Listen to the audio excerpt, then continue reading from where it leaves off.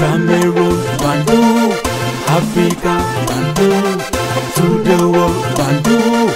Conceição, Gaël Conceição, l'ancien entraîneur, sélectionneur de l'équipe nationale du Cameroun, celui qui a géré l'équipe nationale du Cameroun lors de la CAN 2021 qui se joue en 2022 au Cameroun.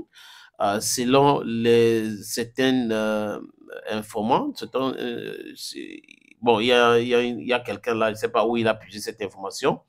Il dit que la CAF a soumis la FECAFOOT des pays, l'ancien sélectionneur des Lions indomptables, Antonio Conceição, avant la prochaine journée FIFA prévue en septembre. Donc, il veut dire le 7. Et dans le cas échéant, les Lions indomptables seront disqualifiés des éliminatoires de la CAN Maroc 2025.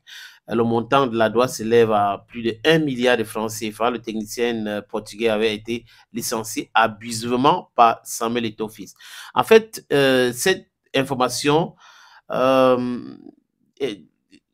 n'est basée sur rien de concret. Il n'y a rien de... Il n'y a pas de source. Parce que si vous allez sur les différentes plateformes de la FIFA, il n'y a pas de communication. Vous allez sur les pour voir si Conceição a communiqué. Il n'y a pas de communication. Donc, et les sites qui parlent football, qui sont très introduits, personne ne parle de ça. Mais pour la petite histoire, ce n'est pas la FECAFOOT qui a recruté Conceição. C'est le ministère. Et c'est comme le cas de Marc Brice qu'on dit aujourd'hui que la FECAFOOT ne peut pas licencier le sélectionneur. Et le ministre avait bien expliqué quand le conflit entre la FECAFOOT et le ministère avait commencé que j'ai recruté Marc Brice comme j'avais recruté Conceição, comme j'avais recruté Rigobert Song Bana et comme j'avais recruté Sidoff. Donc c'est le ministre qui les a recrutés. Donc c'est le ministre qui les a licenciés. Parce que Song Bana, par exemple, ce n'est pas la FECAFOOT qui a refusé de renouveler son contrat. C'est le ministère. D'accord. Donc, je ne comprends pas comment est-ce que des gens peuvent avoir ce genre d'informations. Au lieu de donner la bonne information, ils passent l'État à dire que Eto'o a licencié. Eto'o a licencié Marc Brice et le ministre a assumé comment? Bon, chacun aussi veut dire quand même quelque chose concernant à cette histoire de football. Oui, mais il faut dire que les gens mentent trop. Justement, il y a des personnes qui n'ont pas la bonne information, mais veulent automatiquement dire quelque chose. Parfois même, ils n'ont pas la bonne information, mais veulent manipuler. Bon, ça aussi. Ça aussi. Mais bon, aux autres personnes, on va simplement demander d'être vigilant, de faire attention, parce que souvent aussi, avant d'aller relayer l'information, il faut cross-check. Il faut, voilà, prendre la peine de fouiller, de farfouiller même, de fouiner si vous voulez. Prenez la peine de chercher pour savoir ce qui est vrai, ce qui est faux, ce qu'on doit dire, ce qu'on doit publier ou pas. Donc, parce que aussi, c'est le ministère qui avait recruté Conceição. Comme le ministre a dit dans une correspondance à la FECAFOOT, ça veut dire que c'est le ministre, c'est le gouvernement qui a licencié Conceição. Donc, ça n'a rien à voir avec la FECAFOOT. C'est vrai que la FECAFOOT représente le football, c'est eux qui dirigent le football au Cameroun et autres, mais celui qui a recruté, certainement, c'est celui-là qui a licencié. Maintenant, je pense que le président de la FECAFOOT subit quand même les petits groupes. C'est-à-dire que chacun prend sa part, chacun parle de sa famille. Tantôt, c'est son fils. Si on n'a pas parlé de son fils, depuis un moment, là, on a laissé son fils depuis qu'il est parti de 5e division à 1er division.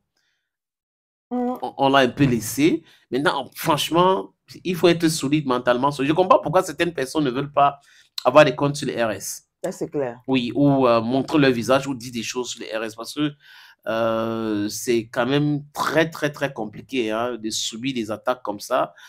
Si vous n'êtes pas fort mentalement, vous pouvez lire les trucs et piquer une crise. Ça, c'est clair. Oui, c'est clair. C'est difficile, très, très, très, très, très, très difficile. La opportunité en or à Douala, terrain à vendre, 560 mètres carrés. Vous voulez construire un centre commercial, un hôtel, vous voulez construire votre propre maison à vous, vous voulez ouvrir une station de service, c'est à vendre les amis. Je répète encore, c'est à vendre, ce terrain. Voilà donc l'opportunité que je vous présente là. C'est 560 mètres carrés, je répète. Et le terrain est titré. Nous allons vous laisser le temps de vérifier. Parce que c'est très important. Donc, ce n'est pas le genre de terrain où il y a un problème. Non, non, non. C'est en plan Bonapuiso, à côté de la route. La route ceinture ce terrain. D'un côté, il y a une route en pavé. De l'autre côté, c'est une autre route bitumée. C'est abordable le prix, hein, donc on peut discuter du prix. Si vous êtes intéressé, appelez-moi à travers les 2 numéros que vous voyez à l'écran là, 6 80 87 37 37 ou le 6 96 17 60 34. Et les numéros, le premier numéro passe sur WhatsApp, donc vous pouvez nous envoyer un WhatsApp ou vous nous appelez simplement. Et l'autre numéro, c'est uniquement par appel simple, les amis. Donc, voilà donc cette opportunité que j'ai décidé de partager avec vous. Contactez-moi si vous êtes intéressé.